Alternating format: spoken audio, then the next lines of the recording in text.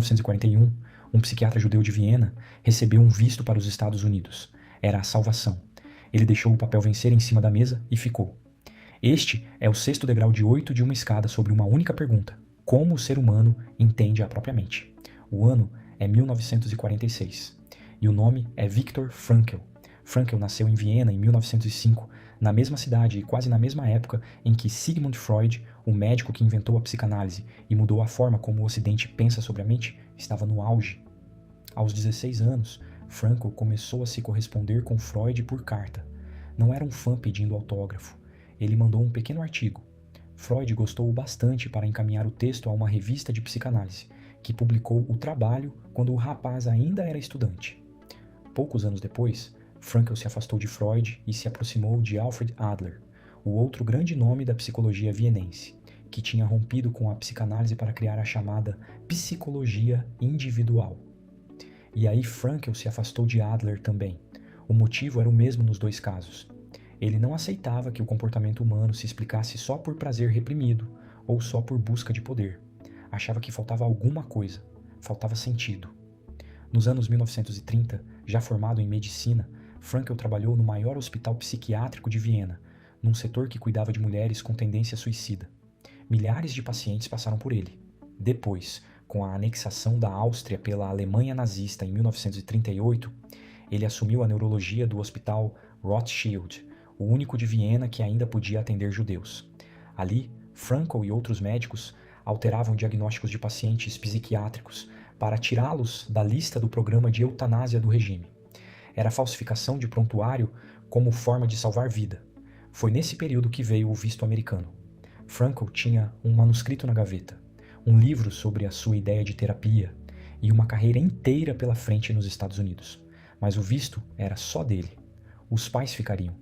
Ele deixou o documento expirar. Em 1942, a família foi deportada. Frankl passou por Theresienstadt, por Auschwitz e depois por 2 campos ligados a Dachau, onde trabalhou em construção de ferrovia. Seu pai morreu em Theresienstadt. Sua mãe foi morta em Auschwitz. Sua esposa, Tilly, com quem ele tinha se casado pouco antes da deportação, morreu em Bergen-Belsen. O irmão também não sobreviveu. De uma família inteira, restou ele e uma irmã que tinha emigrado para a Austrália. Não vale a pena descrever o horror em detalhe. O que interessa aqui é outra coisa. O que aquele psiquiatra observou, mesmo estando dentro. Frankl passou aqueles anos fazendo, dentro da própria cabeça, o trabalho que fazia no consultório. Reparava em quem aguentava e em quem desistia. E a conclusão dele não tinha relação com força física nem com quem chegava mais saudável. Os que resistiam por mais tempo, na observação dele, eram os que tinham algo esperando do lado de fora. Um trabalho inacabado, uma pessoa. Um livro para terminar.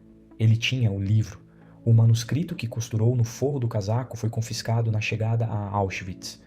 Nos meses seguintes, doente de tifo, Frankl começou a reescrever o texto em pedaços de papel roubados, em taquigrafia, palavras soltas para se manter lúcido.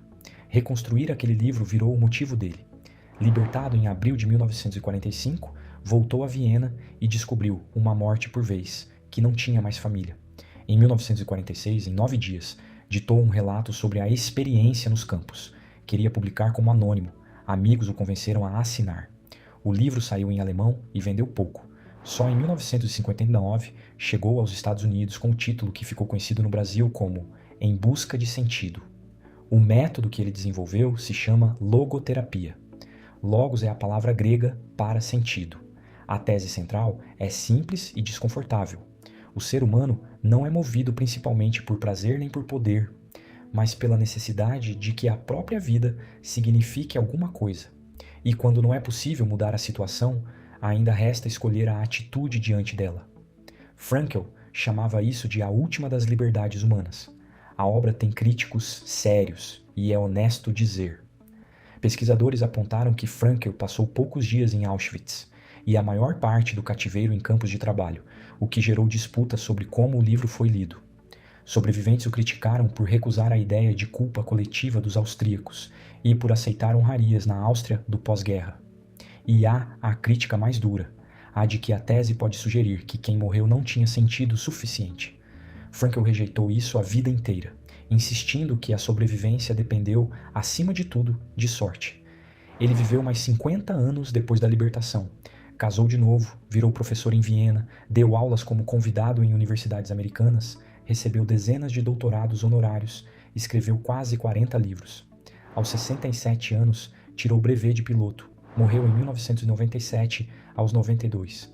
Os números do desfecho, Em Busca de Sentido, passou de 10 milhões de cópias vendidas, foi traduzido para mais de 50 idiomas e, numa pesquisa da Biblioteca do Congresso Americana, no começo dos anos 1990, apareceu entre os livros mais influentes na vida dos leitores dos Estados Unidos.